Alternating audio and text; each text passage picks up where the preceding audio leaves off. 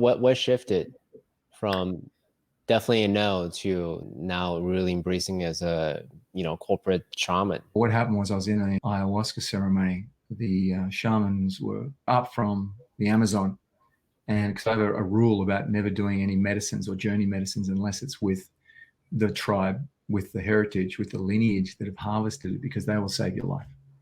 And even as we're talking about it now, it's very visceral for me to remember how the first few times I took the medicine, it didn't work.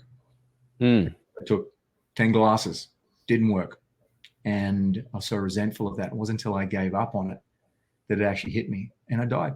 I stopped breathing. It's not to be trifled with. I stopped breathing. Someone came over and said, he's not breathing. I could hear them, but I couldn't react to it. And they're freaking out. And the doctor comes over and everyone's freaking out. He's not breathing. His heart's not pumping. I'm like, I'm dying. I'm actually, this is it. And I was pissed. I was like, so much shit I've wanted to do, and I haven't done it. And the shaman said, no, let him die. And they're like, what? He's like, he needs to die. And I was like, oh, okay. So I just gave over to it, and all of a sudden, boom, back in my body. What the? And then just cried. Hours, inconsolable. Just bawled my eyes out, just shifted in me to that sense of surrender. And the ceremony at a later stage, my own voice came to me as an old man, and it said very clearly, Kirk, in the battle for happiness, thy sword shall be named surrender. And I was like, holy shit. That was the thing.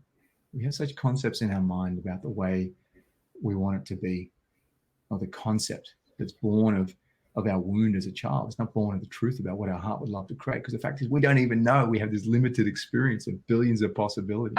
We just refer to our own experience. Go, I don't want that. Why? Because that's painful. I'll go for that, but I can't really have that because my heart would want that, but I know that'll end in tears. You want to see someone shit?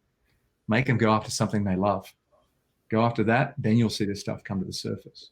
As I say to people about journey medicines, when you go into it, your asshole will be handed to you. Your asshole will be handed to you. You will get torn a new one.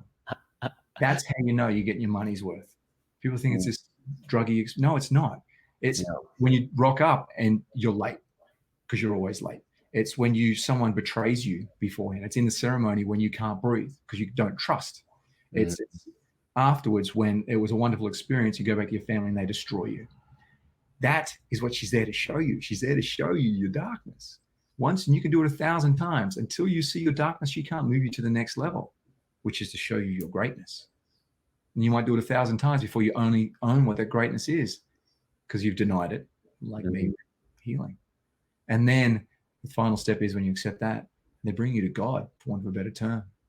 The medicine, no matter what the DMT is from around the world, it's the same thing. It's the same journey, it's the same effect, same shamans talk about the same thing. You come to the feet of God going, this is what spirit is. And it sets you free.